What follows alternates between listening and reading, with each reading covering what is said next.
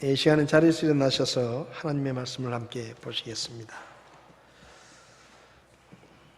오늘 저녁 하나님의 말씀은 출애굽기 21장 7절부터 11절까지 말씀을 함께 보시겠습니다. 우리 한 목소리로 같이 읽었으면 좋겠습니다. 7절부터 읽겠습니다.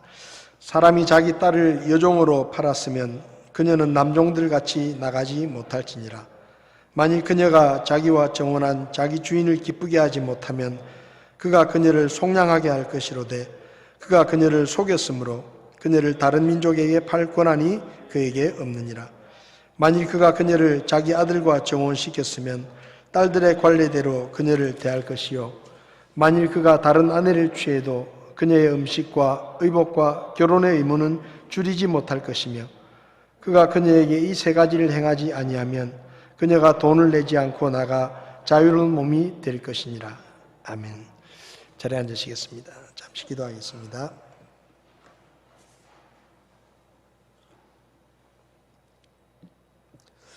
고마우신 주님, 우리를 사랑하시되 끝까지 사랑하셔서 목숨까지 아끼지 아니하시고 우리에게 내어주신 그 주님의 크고 놀라운 사랑을 생각하며 하나님 앞에 감사를 드립니다.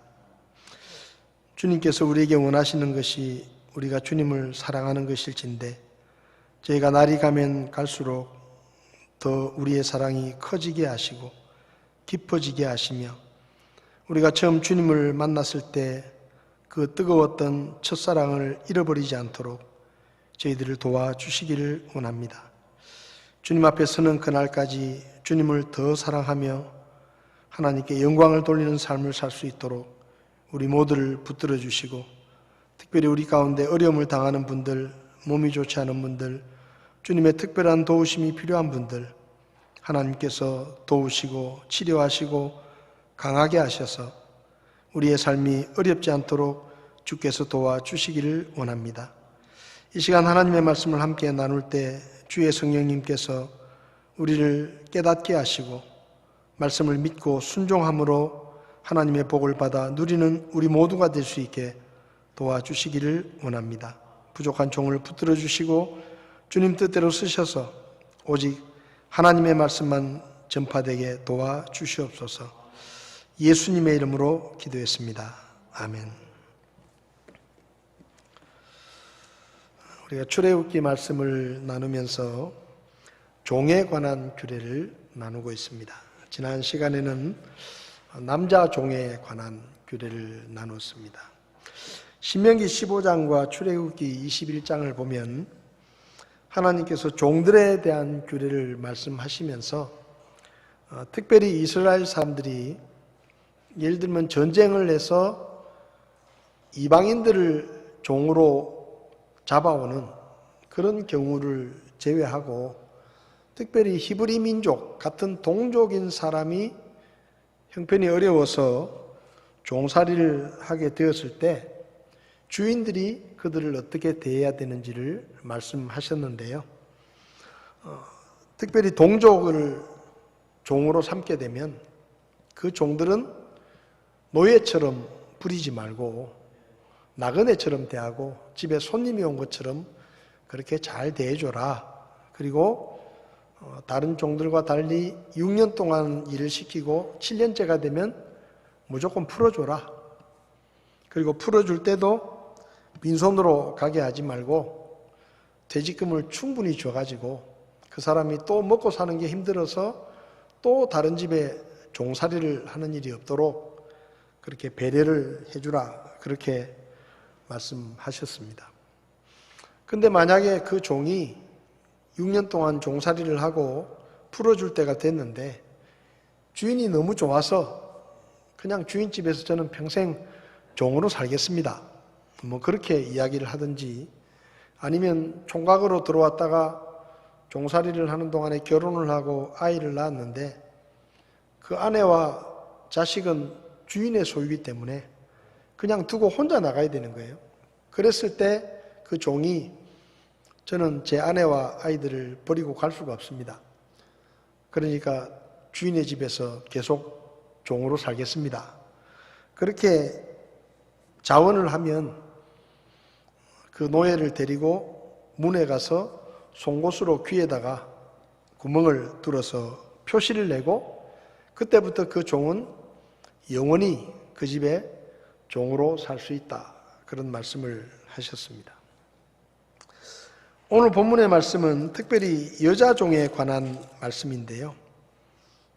여자 종도 원칙적으로는 남자 종과 같습니다. 남자 종과 여자 종이 똑같이 6년을 일을 시키고 7년째가 되면 풀어주어야 되는데 오늘 본문에서 이야기하는 이 경우는 어떤 사람에게 결혼하지 않은 딸이 있는데 그 집 살림이 갑자기 어려워져 가지고 그 결혼하지 않은 딸을 다른 집에 종으로 팔게 되었을 때 이해가 되시죠? 어떤 사람의 결혼하지 않은 딸을 종으로 맞아들였을 때 그 주인이 어떻게 해야 되는지를 말씀하신 내용입니다. 아버지가 형편이 어려워지면, 가정이 어려워지면 딸을 종으로 팔았습니다.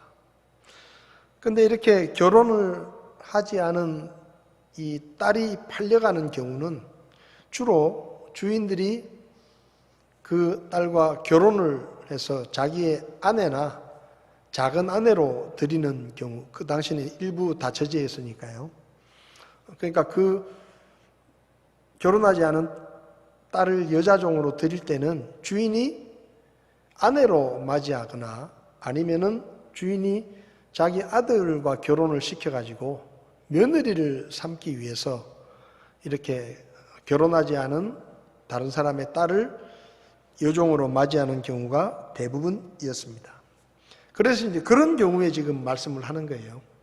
그러니까 어떤 주인이 자기가 결혼을 하려고 하거나 아니면 자기 아들과 결혼을 시키기 위해서 결혼하지 않은 남의 딸을 여종으로 이렇게 집에 들이게 됐을 때 어떻게 대해야 되느냐 하는 말씀을 지금 이 7절부터 하고 있는 것입니다. 먼저 이제 주인이 이 여종을 사는 주인이 자기가 그 여종과 결혼을 해가지고 자기 아내로 삼기 원했을 경우에 해당되는 말씀이 이제 앞부분에 나오는데요. 여기 성경을 보면 8절에 만일 그녀가 자기와 정혼한 자기 주인을 기쁘게 하지 못하면 그가 그녀를 속량하게 할 것이로되 그가 그녀를 속였으므로 그녀를 다른 민족에게 팔 권한이 그에게 없느니라. 이 말은 이런 말입니다. 주인이 이제 그 가정 형편 때문에 팔려오는 그 남의 딸, 결혼하지 않은 딸을 자기의 아내로 맞이하는 거죠. 그러니까 그 아버지에게 내가 이 아이를 데리고 가면 내가 결혼을 해가지고 내 아내로 대하겠습니다 하고 이제 약속을 하고 그 딸을 데리고 가는 거죠. 근데 이제 그렇게 데리고 가가지고 결혼을 했어요. 근데 사람이라는 게 마음이 변할 수도 있잖아요. 그래서 여자 종을 데려다가 자기 아내로 삼고 결혼을 했는데 살다가 마음에 안 드는 거예요, 여자가. 그 여자가 마음에 안 들어서 이제 쉽게 말하면 결혼 관계가 깨지게 됐을 때, 더 이상 부부 관계를 유지하기가 어려울 때, 아니면 또 이 주인이 다른 여자를 또 아내로 들여가지고 이 아내로 삼은 여종에게 소홀해질 때, 이런 경우에는 어떻게 하느냐 하는 것을 이야기하고 있는데, 첫째는 만약에 그렇게 되면 이 여자 종은 이 주인에게 쉽게 말하면 이 여자 종에 대한 권리가 없어지는 겁니다. 그러니까 보통 여종을 집에 들이면 우리 집에서 3년을 일했으면 딴 사람한테 또 팔 수가 있어요. 그럼 그 집에 가서 3년을 일하는 겁니다. 그리고 7년째가 되면 풀어주는 거죠. 그렇게 이제 여종이 집에 들어왔을 때 내가 그 여종이 필요가 없거나 마음에 들지 않으면 딴 사람에게 팔아넘길 수가 있었는데, 남의 딸을 자기가 결혼을 하겠다고 이야기를 하고 데려온 그 아내로 삼았던 여자 종은 못 판다는 거예요. 왜냐하면 결혼을 하기로 약속을 했는데 그 약속을 깼기 때문에 결국은 주인이 그 여자를 속인 것이 되기 때문에 주인의 권리가 없어진다. 그래서 쉽게 말하면 그 주인의 권리가 없어지기 때문에 그 여자를 예를 들면 3년이 됐는데 나머지 3년을 자기 집에서 종살이를 시킬 수도 없고 그리고 남에게 팔 수도 없고 그런 경우에는 집으로 다시 그 아버지 집으로 돌려보내라 이 얘기예요. 근데 돌려보낼 때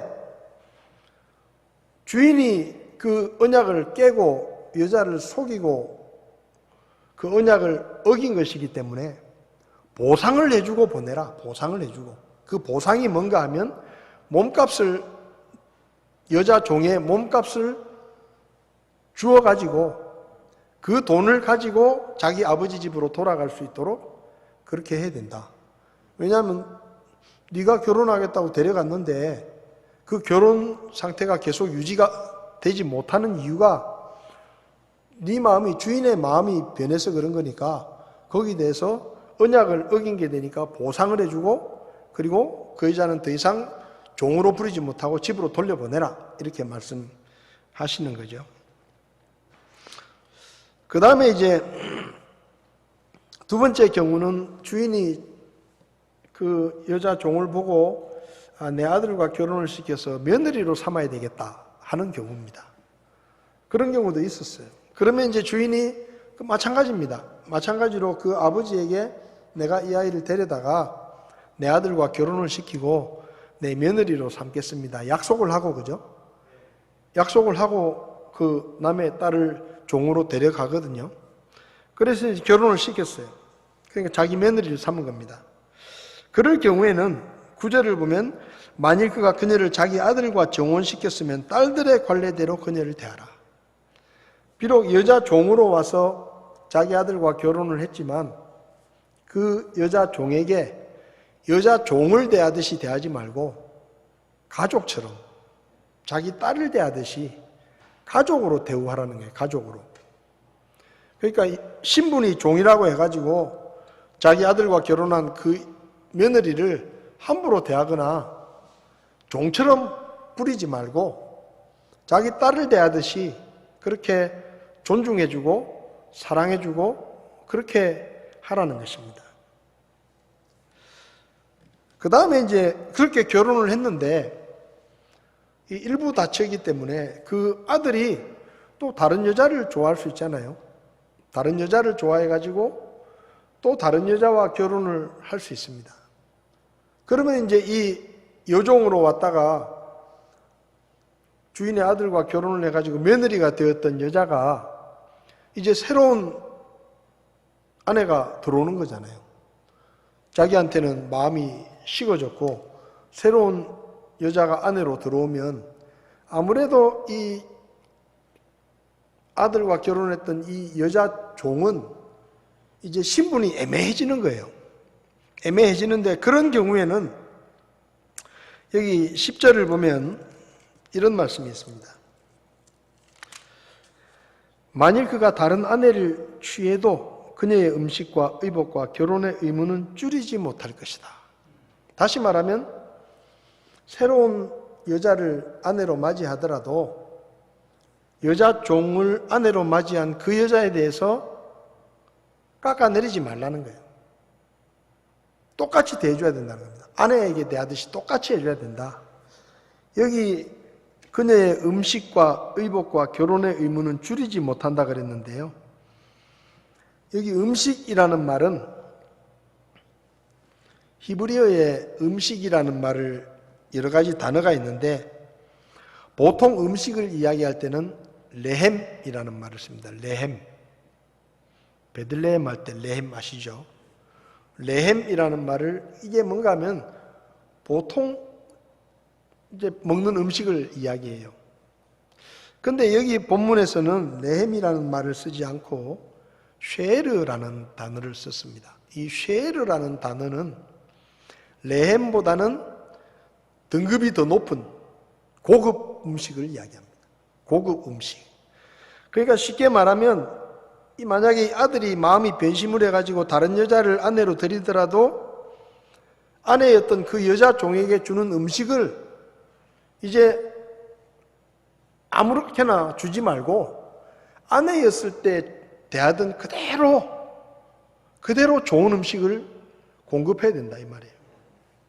여기 의복도 마찬가지로 히브리 사람들이 일상 옷을 베게드라고 쓰는데 여기 본문에서는 베게드라는 말을 쓰지 않고 케수트라는 단어를 썼습니다. 이 케수트라는 단어도 일반 옷보다는 좋은 고급 옷을 말해요. 그러니까 쉽게 말하면 여종을 데려다가 아내로 삼았는데 아내였을 때는 잘 먹이고 잘 입혔는데 이제 새로운 아내가 생겼으니까 그 여자 종이었던 그 아내에 대해서 소홀해지거나 그냥 가볍게 대하거나 그렇게 하지 마라. 똑같이 돼야 된다. 똑같이. 이전처럼. 그리고 동거의 의무도 행해야 된다. 라고 이야기합니다.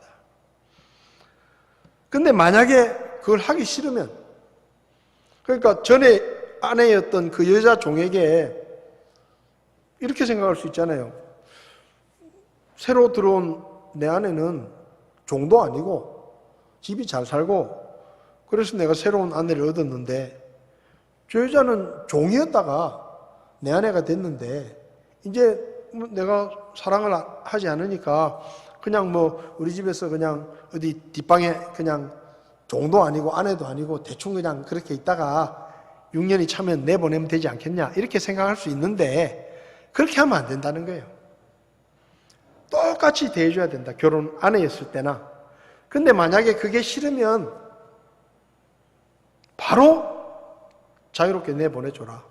아직 기한이 안 됐더라도. 그리고 아무 조건을 달지 마라.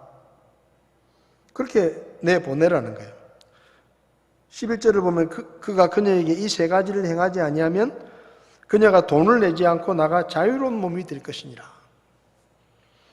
그러니까 이게 남의 딸을 여자 종으로 데리고 왔을 때 주인의 아내로 삼거나 아니면 며느리로 삼았을 경우에 일어날 수 있는 일에 대해서 지금 하나님께서 특별히 자세하게 말씀을 하신 것입니다. 이렇게 말씀을 하신 것은 비록 그 여자가 종의 신분이라도 결혼을 하게 되면 그 결혼이라는 언약은 하나님 앞에서 맺은 언약이기 때문에 거기에 대해서는 끝까지 존중하고 책임을 다해야 된다라는 그런 의미의 말씀입니다. 이렇게 하나님께서 특별히 사회적인 약자인 종들에 대해서 아주 자세하게 말씀을 하신 이유가 있는데 그 이유는 이스라엘 백성들에게 하나님께서 창조하신 창조의 원리를 가르치기 위해서입니다. 이렇게 사회적 약자에 대한 이 말씀을 통해서 하나님께서는 모든 사람은 하나님의 형상으로 창조된 평등한 존재다라는 것을 말씀하시는 겁니다. 하나님께서 남자와 여자를 만드실 때 평등하게 만드셨습니다. 그죠?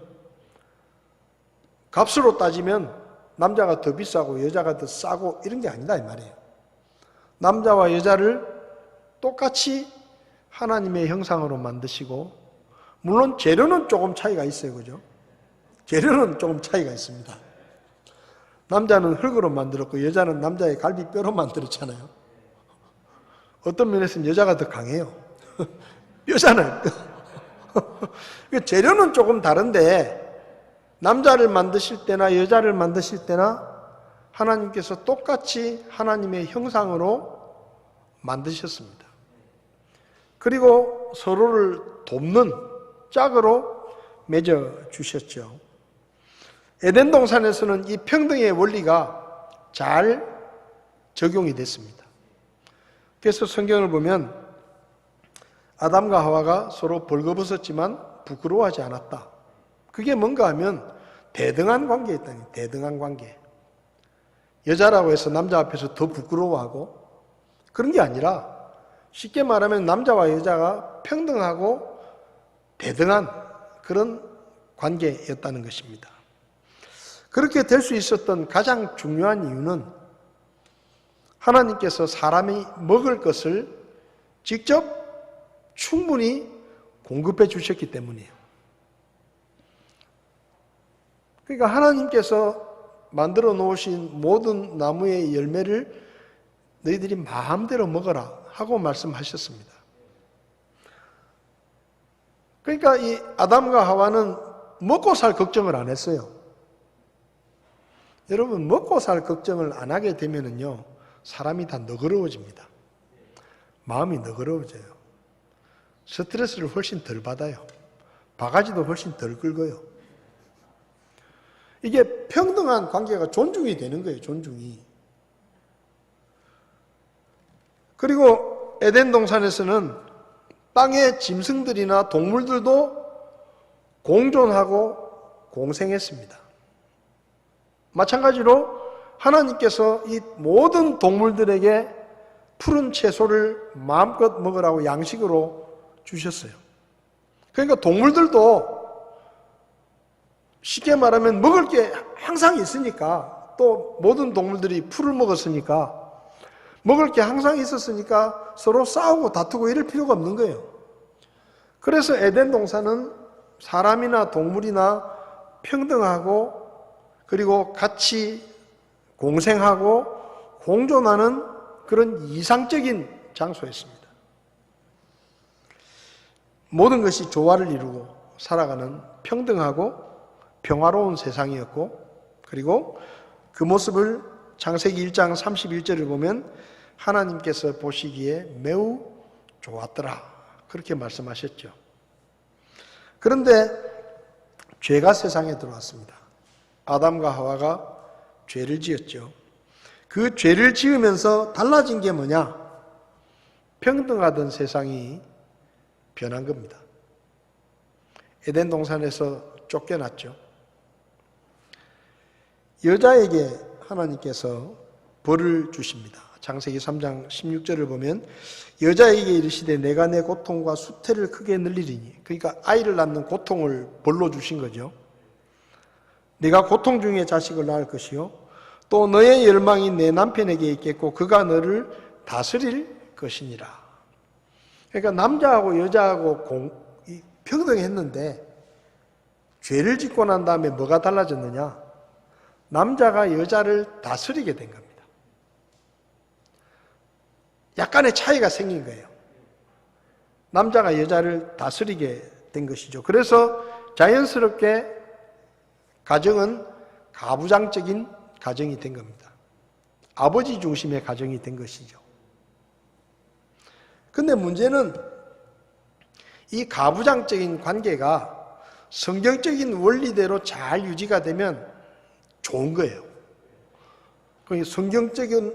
성경적으로 남편의 역할을 하고 아내의 역할을 하고 자녀들의 역할을 하면 이게 아주 좋은데, 근데 문제는 남자들이 가족을 무시하고 무리하게 힘으로 그냥 가족을 압박하고 힘으로 가정을 유지하려는 현상이 나타난 겁니다. 무슨 말인지 이해가 되시죠? 그러니까 남자가, 하나님께서 남자에게 여자를 다스릴 권리를 주셨으니까 자기 역할은 제대로 못하면서 뭐 걸핏하면 힘을 써가지고 여자들을 굴복하게, 복종하게 만드는 그런 일들이 일어난 거예요. 그러니까 여자들이 반발을 하겠죠. 그죠? 남자가 남편 역할을 잘 하면서 인격적으로 대해주면서 가정을 잘 이끌어가면 여자도 좀 고분고분하게 남자를 존중하고 잘 따라줄 텐데, 뭐 지 할 일은 제대로 하지도 않으면서 걸핏하면 소리 지르고 자기가 힘이 세다고 막 힘으로 여자를 억누르고 가족들을 억누르고 이렇게 하니까 여자들이 불만을 갖게 된 거예요.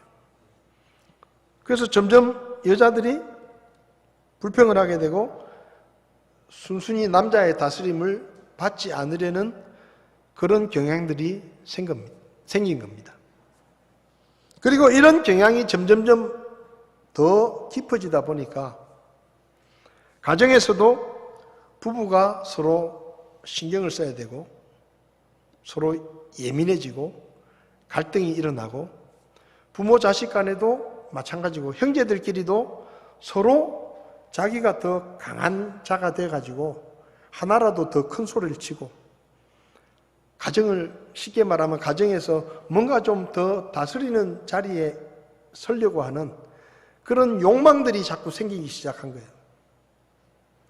그러니까 결국 하나님이 평등하게 만들어주신 가정이 불화와 다툼이 끊이지 않는 그런 불평등한 가정이 된 겁니다.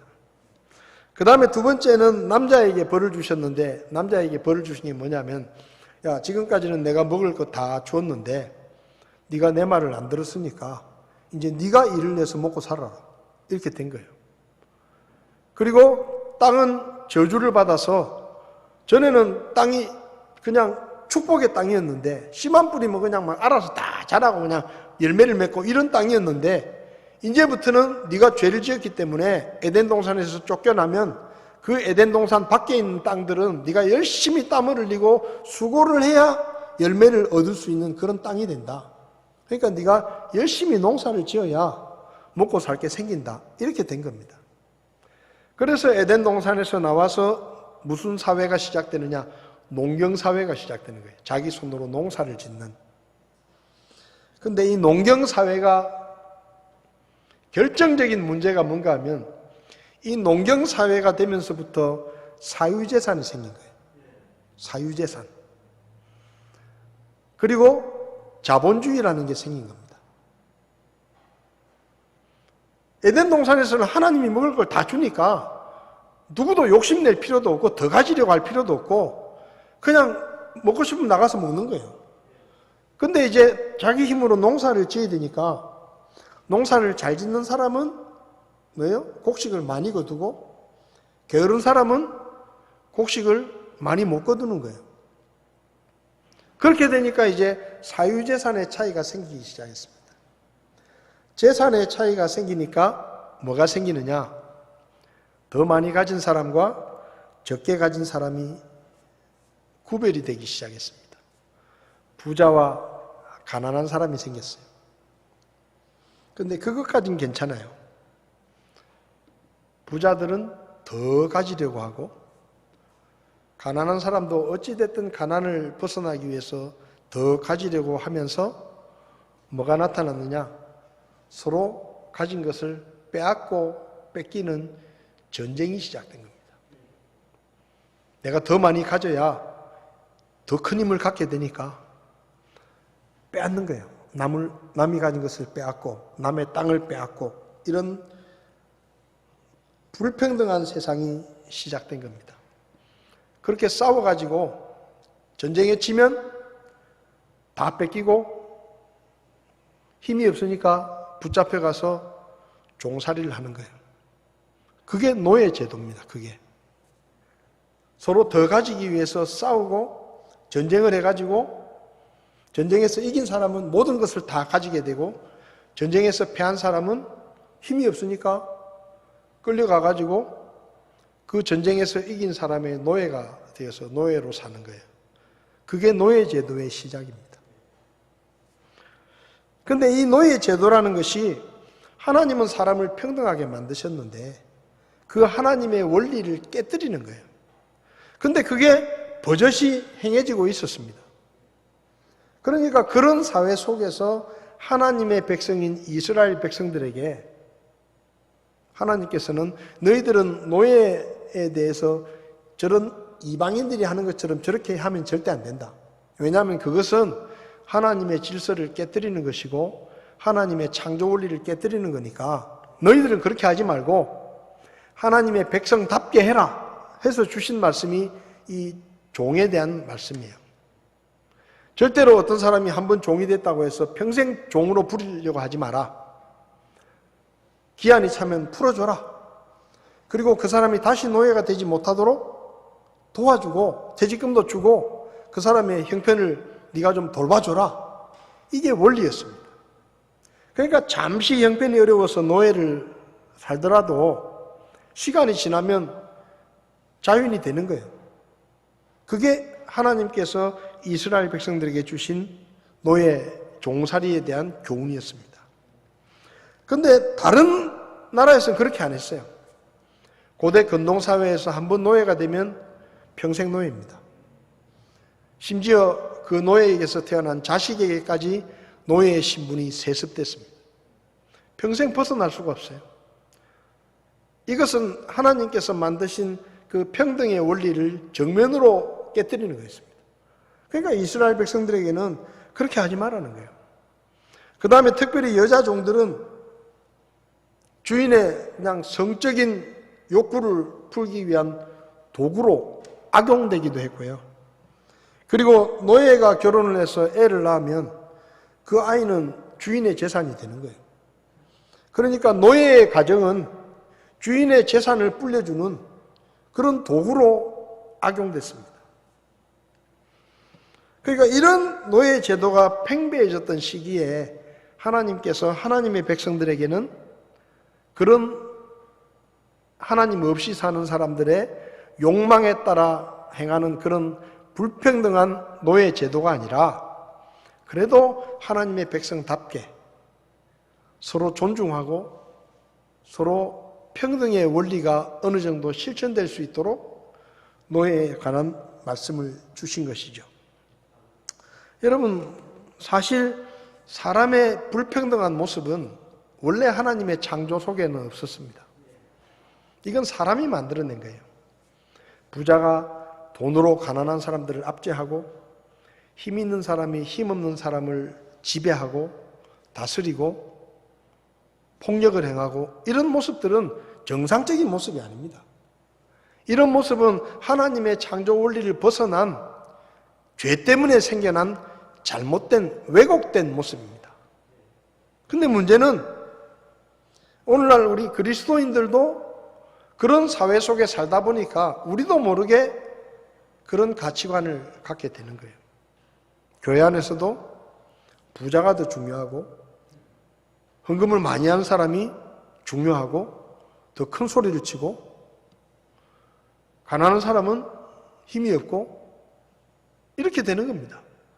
사회적으로 지위가 높은 사람은 교회에 와서도 높은 사람 대접을 받고 사회적으로 비천한 사람은 교회 와서도 그냥 별 대우를 받지 못하고 이런 세상이 된 거예요.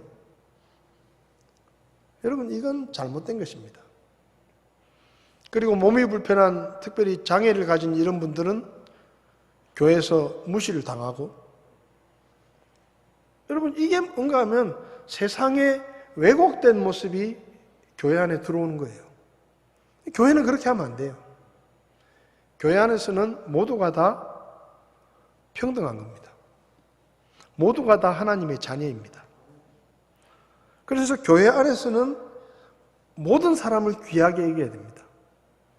힘이 없든지 가난하든지 배운 게 없든지 아니면 몸이 불편하든지 나이가 들었든지 이런 어떤 환경이나 나이나 신분의 이 직업에 상관없이 교회 안에서는 서로를 존중해주고 사랑해주고 가치 있게 여겨주고 서로 평등한 이것이 교회 안의 질서가 되어야 됩니다. 이게 잘못되면은요, 세상이 교회 안에 그대로 들어와 가지고 밖에서 큰 소리 치는 사람 교회에서도 큰 소리 치고 밖에서 힘 있는 사람이 교회에서도 힘 있는 사람이 되고 그거 아니에요. 교회는 믿음의 공동체입니다. 그리고 하나님의 자녀들의 공동체입니다. 우리가 주 안에서 형제 자매된 믿음의 지체들을 서로 귀하게 여기고 존중해주고 차별 없이 평등하게 대해주는 그런 모습이 성경적인 원리라는 것을 우리는 이 말씀을 통해서 배울 수가 있는 겁니다. 그 다음에 또 하나는 강한 자들에게는 약한 자를 돌봐줘야 될 책임이 있다는 것을 말씀하시는 겁니다. 어떤 사람이 피치 못해서 경제적인 어려움 때문에 종살이를 하게 되었을 때 주인은 그 피치 못한 사정 때문에 종살이를 하는 사람을 돌봐주고 도와줘야 될 책임이 있는 거예요. 그 책임을 져야 되는 겁니다. 그래서 기한이 차서 종을 내보낼 때는 빈손으로 내보내면 안 돼요. 왜? 빈손으로 내보내면 무슨 말입니까? 6년 동안 주인을 위해서 열심히 일했는데 남은 게 아무것도 없잖아요. 그럼 또 빈손으로 나가는 거예요. 그럼 빈손으로 나가면 또 어떻게 해야 돼요? 또 먹고 살기 힘드니까 또 다른 집에 종으로 가야 되는 거예요. 그것을 끊기 위해서 기한이 찬 종을 내보낼 때는 퇴직금을 충분히 줘가지고 그 사람이 다시는 먹고 살기 힘들어서 다른 집에 종으로 가지 않도록 그 사람을 그 가난에서 건져 주어야 될 책임이 누구한테 있다고요? 주인에게 있다는 겁니다. 왜? 주인이 더 나으니까. 주인이 더 가졌으니까. 이것은 종살이뿐만 아니라 어려운 사람들에 대해서 레위기 25장을 보면 내 형제가 가난하게 되고 너와 함께하며 쇠약하게 되었거든 너는 그를 구제하되 참으로 그가 나그네이거나 머무는 자일지라도 구제해라. 그러니까 형제들끼리 같은 동족들끼리는 정말로 어려운 사람이 있으면 도와줘야 된다는 거예요. 누가? 조금 더 가진 사람이. 고린도후서 8장 14절을 보면 재밌는 말씀이 있습니다. 거기 무슨 말씀이 있는가 하면 쉽게 말하면 이게 네가 지금 부자냐? 왜 하나님께서 너를 부자로 만들어준지 아느냐? 부족한 사람들의 부족함을 채워주라고 너에게 부자가 되게 해주신 거다. 그러니까 부족한 사람들을 채워줘라. 혹시 네가 살다가 나중에 너도 가난해질 수 있는데 그때는 또 다른 사람이 너의 필요를 채워줄 것이다. 그러니까 쉽게 말하면 우리에게 뭔가 다른 사람보다 조금 더 가진 것이 있거나 그런 게 있으면요. 그걸 가지고 내 욕심만 채우고 나만 잘 먹고 잘 사는데 쓰지 말고 내 주변에 어려운 사람들이 있는지를 돌아보고 그들과 나누고 그들에게 베풀어야 된다는 거예요. 사도행전 2장을 보면 예루살렘 교회의 모습이 나오는데 44절부터 보면 이런 말씀이 있습니다. 믿은 모든 사람들이 함께 지내며 모든 것을 공동으로 소유하고 자기 소유와 재산을 팔아 각 사람의 필요대로 모든 사람에게 나눠주었다. 여러분, 우리가 살다 보면 하나님의 축복을 받아서 더 많이 가질 수도 있고 부자가 될 수도 있습니다. 그런데 그랬을 때 우리가 기억해야 되는 것이 뭔가 하면 하나님이 나를 부자로 만들어 주신 것은 나 혼자 잘 먹고 내 식구들 잘 먹고 자식한테 다 물려주고 그러라고 부자를 만들어 주신 게 아니고 내 주변에 있는 어려운 사람들을 돌아보고 그들의 부족함을 채워줄 책임을 나에게 맡기셨다고 생각해야 되는 거예요. 그게 성경적인 원리입니다. 그래서 이 주인에게 누군가 종살이를 하게 될 때 그 사람이 다시 종이 되지 않도록 그 사람에게 충분한 퇴직금을 주고 그 사람을 도와줘야 될 책임이 주인에게 있다. 그렇게 지금 하나님께서 말씀으로 가르치는 겁니다. 여러분, 하나님이 기뻐하시는 세상은 강한 자들이 약한 자들을 지배하고 압제하고 부자가 가난한 사람을 압제하고 갑질을 하는 그런 세상이 아닙니다. 하나님께서 기뻐하시는 세상은 가진 자들이 덜 가진 자들에게 베풀고 그들을 도와주고 그들의 부족함을 채워주고 그래서 함께 살아가는 서로가 이웃을 내 몸처럼 사랑하고 베푸는 그런 세상을 하나님께서는 원하시지 가졌다고 해서 못 가진 사람들을 특히 요즘 우리가 많이 듣잖아요. 갑질. 그게요, 하나님의 창조 질서를 대적하는 겁니다. 그래서 예수 믿는 사람들은 그렇게 하면 안 됩니다.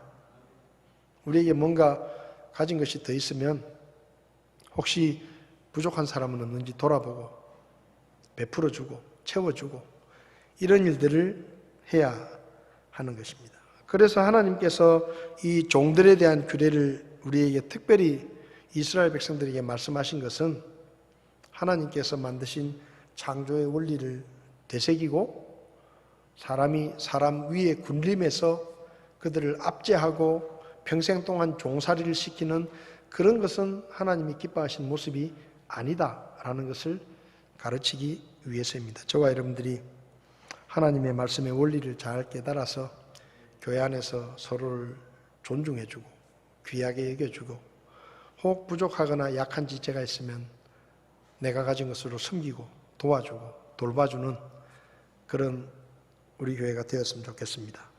그것이 하나님께서 이 말씀을 통해서 우리에게 가르쳐 주시는 아주 중요한 교훈입니다. 한 가지가 더 있는데 한 가지는 다음 시간에 또 말씀을 함께 나누도록 그렇게 하겠습니다. 기도하시겠습니다.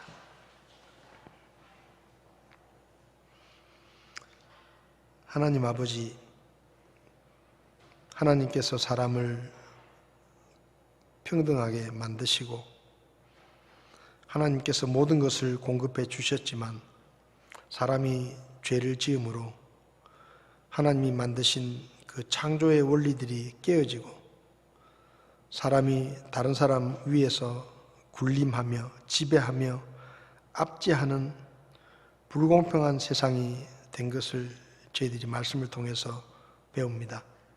그렇지만 우리 하나님의 사람들, 하나님의 백성들은 세상과는 다른 삶을 살라고 우리에게 말씀하셨습니다.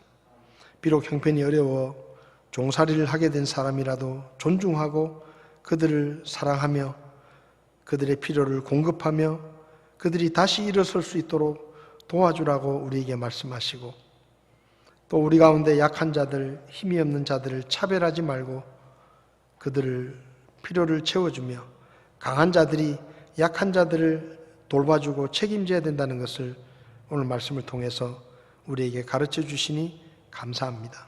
우리 교회 안에 혹시 약한 사람은 있지 않은지, 내가 돌봐줘야 될 사람은 있지 않은지 돌아보게 하시고 우리가 가진 것들로 섬기게 하시며 또 교회 안에서 형제 자매를 예수님께서 목숨을 바쳐서 구원하신 소중한 사람들로 바라보며 서로 귀하게 여기고 사랑하며 함께 기쁨으로 주님을 섬길 수 있도록 도와주시기를 원합니다. 그래서 우리 교회가 하나님이 보시기에 매우 좋았다라는 그 처음 창조의 모습을 회복하고 하나님께 영광을 돌리는 복스러운 교회가 될 수 있도록 저희들을 도와주시옵소서. 오늘도 말씀으로 저희들을 깨우쳐 주신 것을 감사드리며 예수님의 이름으로 기도했습니다. 아멘. 예배를 마치겠습니다.